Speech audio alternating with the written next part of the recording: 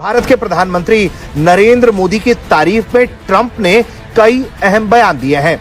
अमेरिकी राष्ट्रपति ट्रंप ने कहा है कि पीएम नरेंद्र मोदी उन्हें बहुत अच्छे लगते हैं और वो बहुत अच्छे दिखते हैं, लेकिन वो बहुत सख्त हैं, जैसे कोई किलर। इसी सूरत में भी अपने तल्लुकात अमेरिका के साथ खराब नहीं करना चाहते।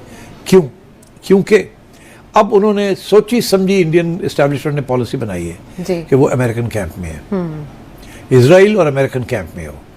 इसीलिए इजराइल, यूएई, अमेरिका ये एक कैंप है। Very close. We've been there for a little while, and he's a very tough negotiator. He's one of the toughest, actually. So you look at this man. I'll give you a lesson. He's the most beautiful-looking man. He looks so nice. He's like an angel. But actually, he's as tough as he's a killer. I don't want to. He's a killer.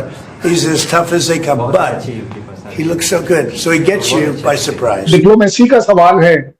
आपने शायद वो सुना ही नहीं military कि अगर India के ऊपर कहीं भी कोई भी अटैक करेगा तो हम वो होने नहीं देंगे। वो नहीं सुना आपने। वो सीधे सीधे आपके मुझे एक बात बताएं कर्नल साहब, आप तो भारतीय स्टेट को डिफेंड करते हैं ना, किसी सियासी जमात को तो नहीं करते ना? बिल्कुल नहीं। दोस्तों, ये जो सडन चेंज ऑफ हार्ट है अमेरिका का या भारत का और वेस्ट का, वो क्यों हुआ? क्योंकि वेस्ट को रियलाइज हो गया एक बिटर ट्रूथ, भारत को भी रियलाइज हो गया है कि भारत की जरूरत अमेरिका को है और भारत को अमेरिका की भी जरूरत है, लेकिन अमेरिका को भारत की जरूरत वो ज्यादा है। वो G7 में, इंडिया G7 में नहीं हो, ये कैसे हो सकता है? वर्ल्ड की 4th लार्जेस्ट इकोनॉमी है, but India is not the part of G7।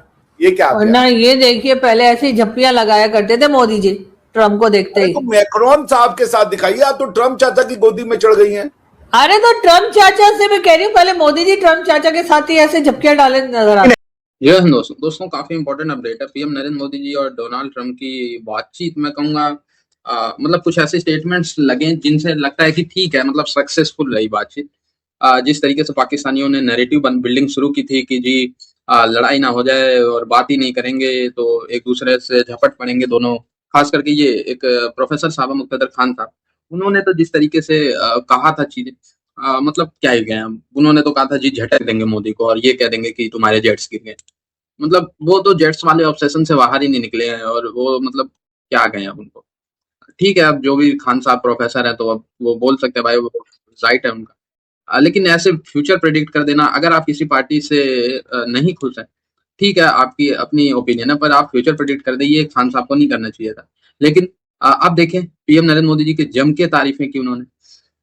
साथ ही साथ उन्होंने कहा भारत पर अगर कोई हमला होता है तो अमेरिका खड़ा रहेगा, और साथ ही साथ उन्होंने बहुत ज्यादा तारीफ करते हुए उन्होंने कहा, डोनाल्ड ट्रंप ने कहा, he is a very tough negotiator, Indian prime minister is a killer while simulating. मतलब अपने देश के लिए जब वो किसी से नेगोशिएशन करते हैं तो he is a killer approach अपनाते हैं।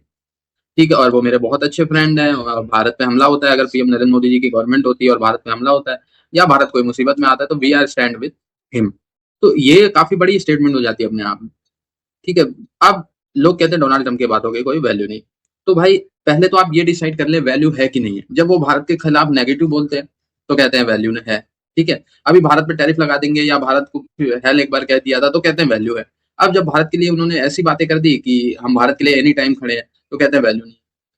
ठीक है, तो वैल्यू नहीं है तो हर बात की वैल्यू नहीं है, और अगर वैल्यू है तो हर बात की वैल्यू है।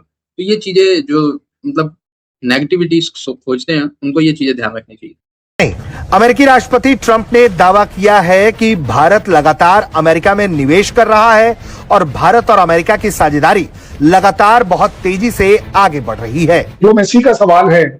आपने शायद वो सुना ही नहीं मिलिट्री कि अगर इंडिया के ऊपर कहीं भी कोई भी अटैक करेगा तो हम वो होने नहीं देंगे। वो नहीं सुना आपने। वो सीधे सीधे आपके मुझे एक बात बताएं कर्नल साहब, आप तो भारतीय स्टेट को डिफेंड करते हैं ना, किसी सियासी जमात को तो नहीं करते ना? बिल्कुल नहीं।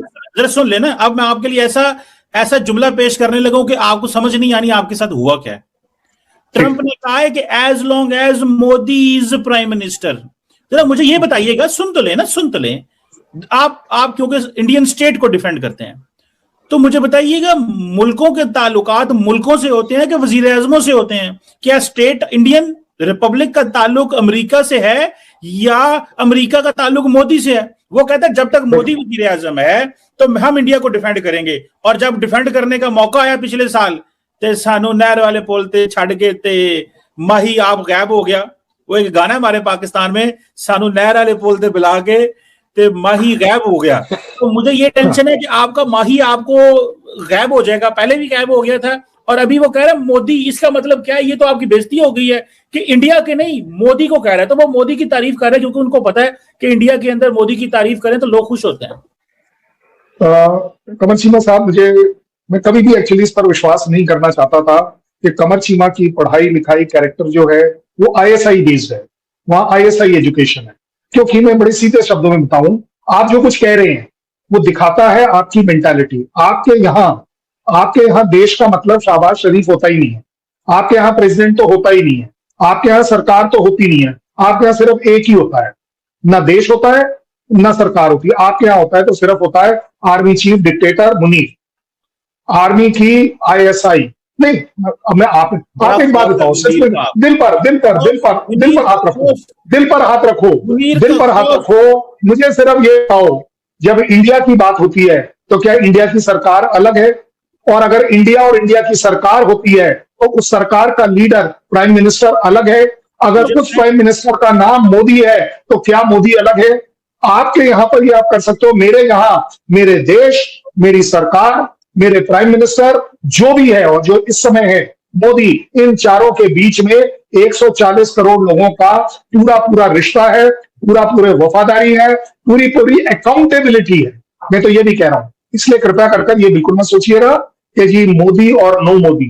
मोदी इस सरकार, ये सरकार भारत की है, किसी दूसरे। ये आपके यहाँ प्रॉब्लम हो सकती है, हमारे यहाँ ये प्रॉब्लम नहीं हो सकती, क्योंकि हमारे यहाँ किसी भी हालत में अगर हमारे यहाँ इंदिरा गांधी थी तो इंदिरा गांधी हमारी सरकार थी, उसके बाद अगर मनमोहन सिंह थे तो वो उनकी सरकार थी, अब हमारे प्राइम मिनिस्टर मोदी हैं तो उनकी सरकार है। बड़ी सीधी बात है। मुझे तो ये नहीं समझ आ रही आप काहे को परेशान हो रहे हो कि मोदी और ट्रंप साहब के बीच में क्या बात हो रही है। कल आपने मेरे से बोला था कि जिन भाई साहब वो फोटो नहीं खिंचाई, अब फोटो दिख गई कि नहीं दिख रही? वो झंडे के सामने बैठे वाली ना तो नहीं दिख सकती। मैं आप उसी ठीक कह रहे हो, तो दिख ही नहीं सकती ना इंडो पैसिफिक कमांड को पैसिफिक कमांड किया, उसका जवाब आपके पास है, वो बेइज्जती होगी। उसमें जवाब क्या देना भाई? यही तो बोल रहा हूं ना, नाम में क्या रखा है?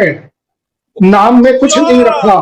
दोस्तों, ये जो सडन चेंज ऑफ हार्ट है अमेरिका का या भारत का और वेस्ट का, वो क्यों हुआ? क्योंकि वेस्ट को रियलाइज हो गया एक बिटर ट्रूथ, भारत को भी रियलाइज हो गया है कि भारत की जरूरत अमेरिका को है और भारत को अमेरिका की भी जरूरत है, लेकिन अमेरिका को भारत की जरूरत वो ज्यादा है। And don't take my word only, मैं क्यों बोल रहा हूं? मैंने शुरू में बोला था आपको, कुत्ते की पूंछ सीधी हो रही है।